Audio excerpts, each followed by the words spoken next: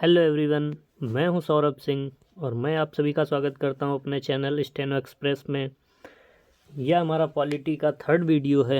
इसमें भारत के कई चार्टर अधिनियम और शासन अधिनियम के बारे में हम देखेंगे, जिनमें सबसे पहला होगा 1853 का चार्टर अधिनियम। तो सबसे पहले तो हम ये देख लेते हैं कि वास्तव में इन चार्टर अधिनियम, किसी अधिनियम को कहते थे चार्टर अधिनियम, किसी अधिनियम को कहते थे परिषद अधिनियम और किसी अधिनियम को कहते थे भारत शासन अधिनियम। तो ये सब अलग अलग नाम क्यों होते थे? एक ही नाम क्यों नहीं रख दिया जाता था कि भारत शासन अधिनियम है?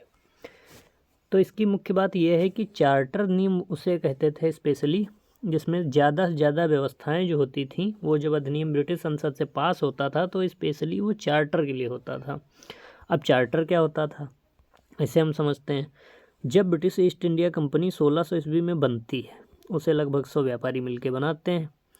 तो अब इनको एक अधिकार चाहिए कि भाई हमें व्यापार करने के लिए कुछ सरकारी अधिकार दिया जाए। तो ये लोग जाते हैं ब्रिटिश संसद के पास और ब्रिटिश संसद के द्वारा एक इनको प्रमाण पत्र दिया जाता है कि भाई आपको 15 साल तक पूर्वी देशों से आप व्यापार कर सकते हैं। चूँकि इंग्लैंड को अगर हम बीच मान के चलें तो इधर हमारा पूर्व पड़ता है और इधर हमारा पश्चिम पड़ता है। तो पूर्वी देशों से व्यापार करने का इनको 15 साल के लिए एक चार्टर दिया जाता है, एक एग्रीमेंट दिया जाता है। तो उसे ही कहते हैं चार्टर। तो इस तरीके से अगर चार्टर की उस अधिनियम में सबसे ज़्यादा चर्चाएं हों तो उसे कहेंगे भारत के लिए चार्टर अधिनियम। और परिषद के लिए क्या व्यवस्था होती थी, कब उसे हम कहेंगे कि परिषद अधिनियम कब है और कब वो चार्टर अधिनियम है? तो परिषद, मान लिया ये भारत में काम करने के लिए एक परिषद होती थी, एक गवर्नर जनरल होता था और उसकी परिषद होती थी। ये दोनों मिलके काम को देखते थे। तो उसका मुखिया गवर्नर जनरल, जैसे भारत में हम देखते हैं प्रधानमंत्री मुखिया होता है, और उसकी सहायता करने के लिए एक मंत्रिमंडल या मंत्रिपरिषद होती है।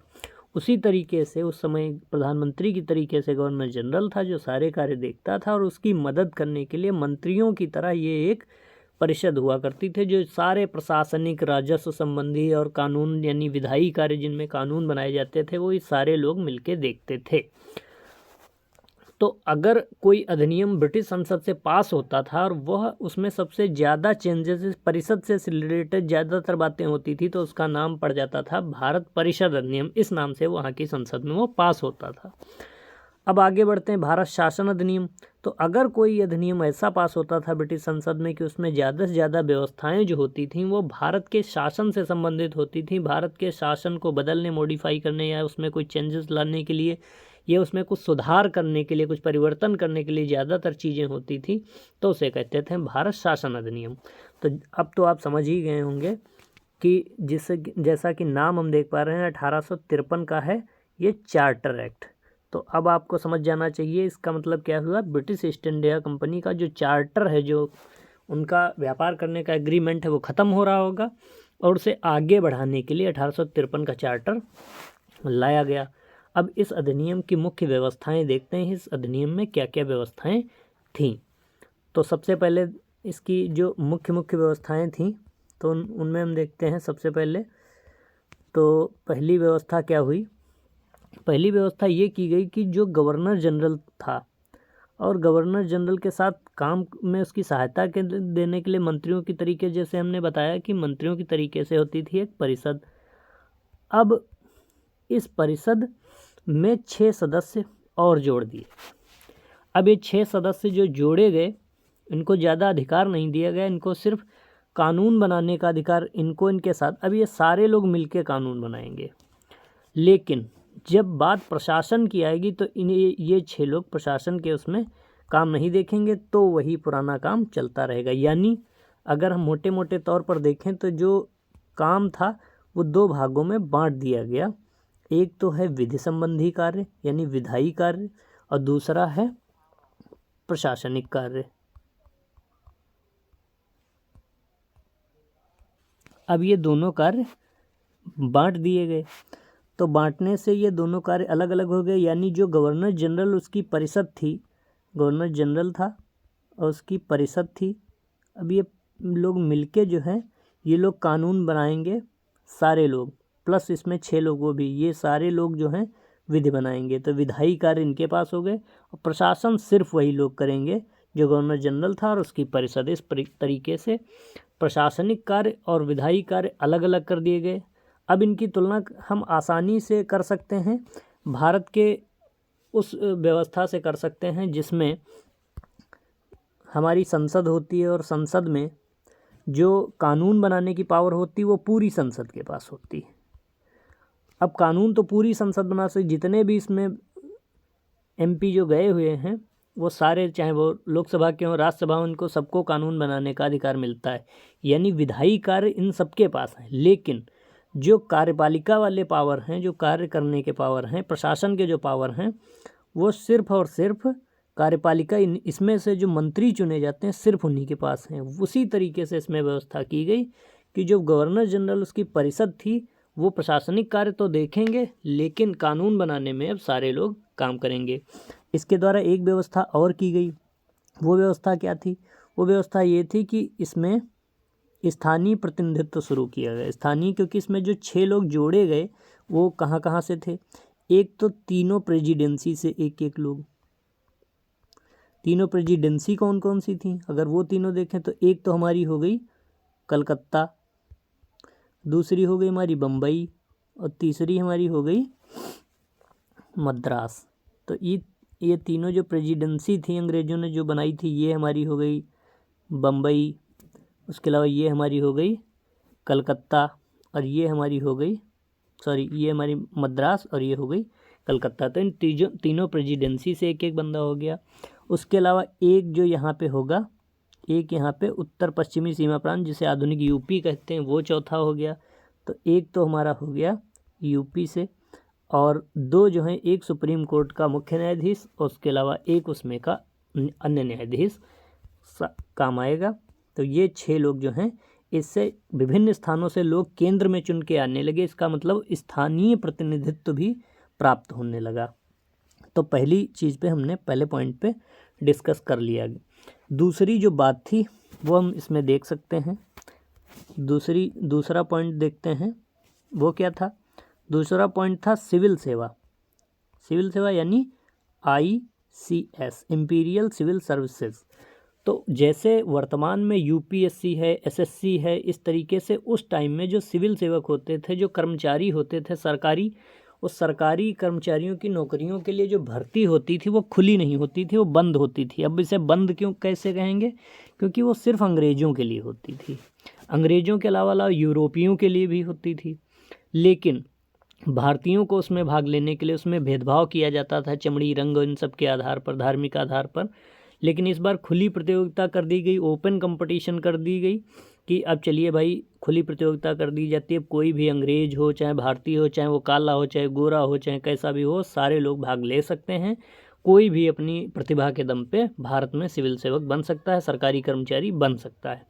तो ये व्यवस्था की गई। वैसे देखने में तो बहुत अच्छा लग रहा है, लेकिन वास्तव में ऐसा बिल्कुल नहीं हुआ। वास्तव में अंग्रेज़ों ने भेदभाव करना जारी रखा। जो भारतीय सिलेक्ट होते थे उन भारतीयों को किसी न किसी बहाने से बाहर निकाल दिया जाता था। तो इस तरीके से इसका वास्तविक फ़ायदा भारतीयों को नहीं मिला। अब आते हैं 1800, इसी में देख लेते हैं 1854 में मैकाले समिति इसीलिए नियुक्त की गई कि भाई इस चीज़ को आगे आप लागू कराइए, देखिए किस तरीके से ओपन कंपटीशन को चलाया जा सकता है। आगे देखते हैं भारतीय केंद्रीय विधान परिषद, जिसमें हमने अभी बात की। वो जो विधान परिषद थी उसमें गवर्नर जनरल, उसकी परिषद में 6 लोग जब जुड़े तब उसे कहा गया केंद्रीय विधान परिषद, भारत की केंद्रीय विधान परिषद, क्योंकि वो केंद्र का शासन चलाने के लिए थी। उसी से जितना भी भारत में अंग्रेजी राज्य है सबका शासन वही देखेगी, तो उसे कहा गया केंद्रीय विधान परिषद।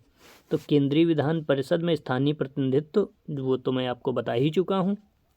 तो इस तरीके से ये हमारा 1853 का भारत चार्टर अधिनियम ख़त्म हो गया। उसके बाद हम देखते हैं अपना अगला अधिनियम 1858 का भारत शासन अधिनियम। 1858 के भारत शासन अधिनियम को जानने से पहले हमें इसकी पृष्ठभूमि में जाना चाहिए। 1857 में अंग्रेज़ों के अत्याचारों, डलहौजी ने बहुत सारी रियासतों को चूँकि हड़प लिया था और उसका आगे का भी प्लान था, तो उसकी वजह से बहुत सारे भारतीय राज्य सशंकित थे कि कब हमारा राज्य चला जाएगा, अंग्रेज इसे छीन लेंगे। तो इससे भारतीय राज्य बहुत ज़्यादा आशंकित थे।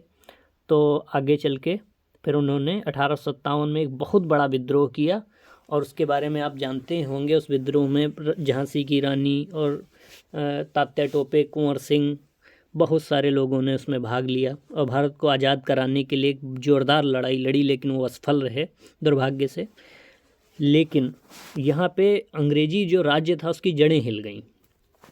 ब्रिटिश संसद को लगा कि यह बहुत अच्छा अवसर है, हम आसानी से भारत के शासन को अपने हाथों में ले सकते हैं, ईस्ट इंडिया कंपनी से छीन सकते हैं। और बस यहीं से उन्होंने अंग्रेजी शासन जो था उसे अपने हाथों में ले लिया। तो यहाँ हम देखेंगे भारतीय जो शासन था उसे उन्होंने सबसे पहले क्या किया, ब्रिटिश ईस्ट इंडिया कंपनी से भारत शासन छीन लिया। और अभी तक वो जो अधिनियम और चार्टर वो दिया करते थे वो बात सब खत्म हो गई, क्योंकि अब सीधे सीधे पूरे शासन पर अधिकार उनका हो गया।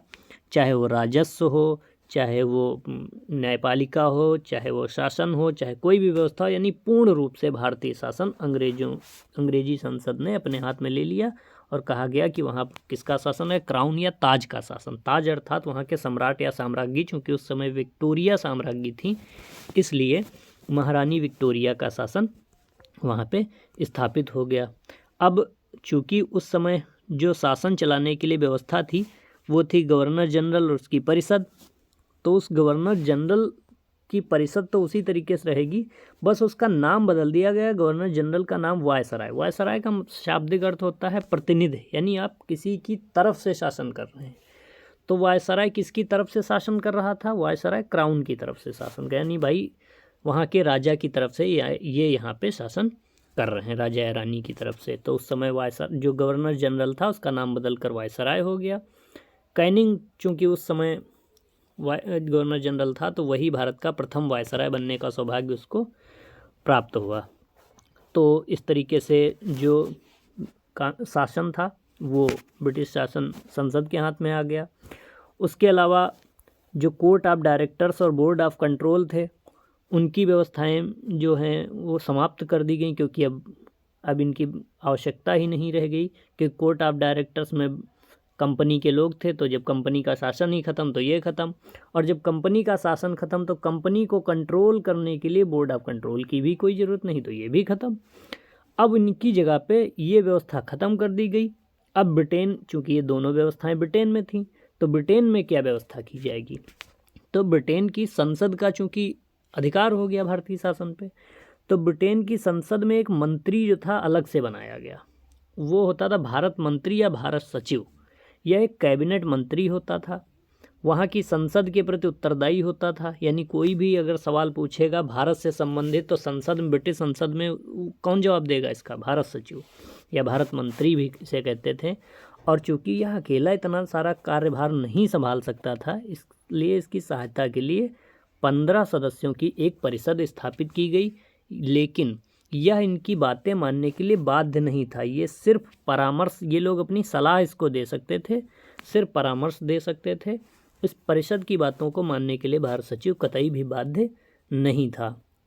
तो इस तरीके से हम देखते हैं 1858 की अधिनियम में ये मुख्य बातें थीं। तो इस तरीके से भारत की अगर हम मूल रूप में देखें तो भारत की मशीनरी में कुछ खास परिवर्तन नहीं हुआ, जैसा था वैसा ही चलता रहा। बस court of directors, board of control को हटा दिया गया और उनकी जगह पे ये भारत सचिव और इसकी 15 सदस्यों की परिषद ले आई गई। तो अब आगे देखते हैं 1861 का भारत परिषद अधिनियम।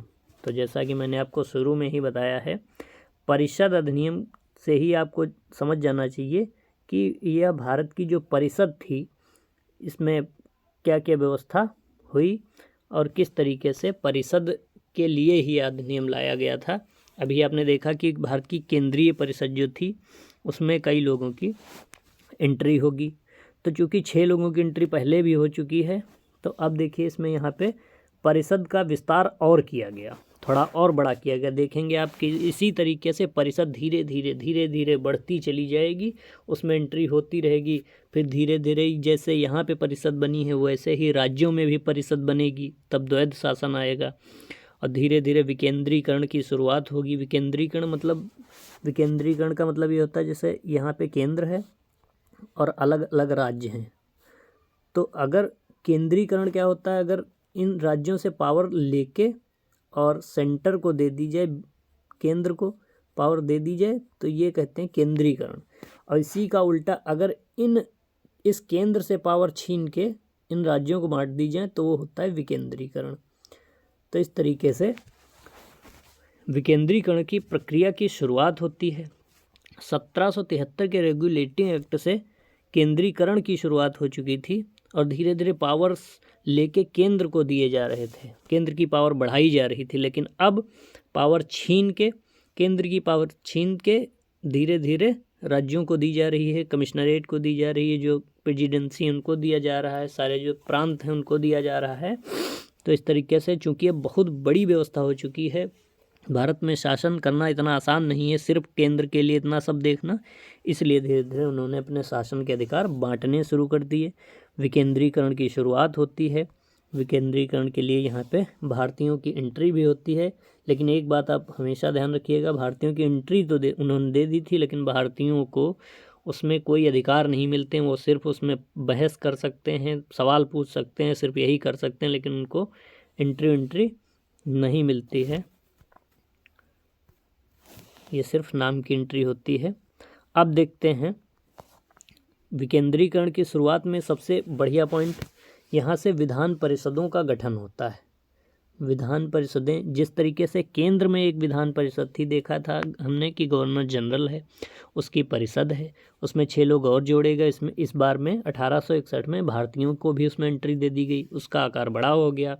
इसी तरीके से सोचा गया कि अब भारत में राज्य अंग्रेज़ों का इतना बड़ा हो चुका है, वो पंजाब में पहुंच चुके हैं, उसके अलावा उन्होंने सिंध जीत लिया है, उसके अलावा बंगाल, मद्रास और महाराष्ट्र का भी बहुत सारा हिस्सा जीत लिया है, मध्य में भी उनका दबदबा है। तो इस तरीके से जब उनके पास उत्तर पश्चिमी सीमा प्रांत अवध को भी वो ले चुके हैं, तो उन्हें लगा कि इतना सारा है तो अब राज्यों को अलग अलग बना के उनमें विधान परिषदें बना देनी चाहिए। जिस तरीके से केंद्र में व्यवस्था चल रही थी, यहाँ पे एक केंद्रीय विधान परिषद है, ये सारा देश का देख रही है। उसी तरीके जैसे आजकल राज्यों में अलग सरकार होती है, केंद्र में अलग सरकार होती है, तो उसी तरीके से अब राज्यों में भी विधान परिषदों का गठन कर दिया जाए। तो इस व्यवस्था के तहत राज्यों में विधान परिषद बनाई गई। जैसे बंगाल में 1862 में विधान परिषद बना दी गई, ठीक है। तो वहाँ पे कोई गवर्नर और उसकी परिषद की व्यवस्था की गई होगी। फिर उसके बाद उत्तर पश्चिमी सीमा प्रांत यानी आज का यूपी जो है, वहाँ पे 1866 में ये व्यवस्था बनाई गई। और फिर 1897 में पंजाब में भी विधान परिषद बना दी गई। तो आप इन डेट्स को याद रखना। तो 3 विधान परिषदों का गठन हुआ, तो इससे विकेंद्रीकरण की प्रक्रिया को बल मिलता है। फिर आगे बढ़ते हैं। वायसराय को परिषद में कार्य संचालन के लिए अधिक नियम और आदेश बनाने की शक्तियाँ दी गई। वो इसलिए क्योंकि अब विभिन्न राज्यों में पावर्स जो हैं उसकी बांट दी गई, तो कुछ उसके लिए भी कुछ पावर्स बढ़ाई जाएंगी। तो परिषद जो उसकी थी, जिसे हम केंद्रीय विधान परिषद में हैं, तो उसमें पावर्स थोड़े वायसराय के और ज़्यादा बढ़ा दिए गए, क्योंकि अब भारत में इतना सारा राज्य है और आदेश जो है ज़्यादातर नियम और आदेश गवर्नर जनरल को ज़्यादा पावर्स दे दी गई। इससे उसके पावर्स और बढ़ गए। और जो वायसराय था, वायसराय को यहाँ पे एक महत्वपूर्ण शक्ति दी गई, इसके बारे में ज़रूर याद रखिएगा। ये है अध्यादेश की शक्ति। अध्यादेश क्या होता है, मान लिए यहाँ पे जैसे वर्तमान में अध्यादेश ये होता है कि जब संसद का सत्र नहीं चल रहा होता तो राष्ट्रपति को ये पावर दी जाती है कि वो अध्यादेश जारी कर दे प्रधानमंत्री की सलाह पे। अध्यादेश की वही पावर होती है जो एक संसद के अधिनियम की होती है, लेकिन उसका कोई टाइम होता है। तो वहाँ पे अध्यादेश की पावर तो वायसराय को दी गई, लेकिन एक महत्वपूर्ण चीज़ ये थी कि बिना काउंसिल यानी जो परिषद है वो कहे या ना कहे, वो अगर यह भी कह दे कि आपको अध्यादेश नहीं लाना है, लाने की कोई ज़रूरत नहीं है, तब भी वायसराय अध्यादेश ला सकता है। तो यह एक महत्वपूर्ण चीज़ थी। अब इसको परिषद की अवहेलना करके भी अपना 6 महीने के लिए अध्यादेश ला सकता था, कोई कानून 6 महीने के लिए लागू करा सकता था।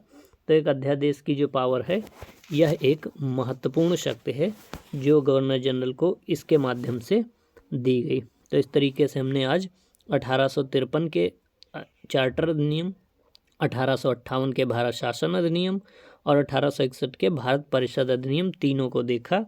उनमें जो महत्वपूर्ण चीज़ें थीं उन सबको हमने समझा। इसी के साथ इस वीडियो को हम समाप्त करते हैं। धन्यवाद।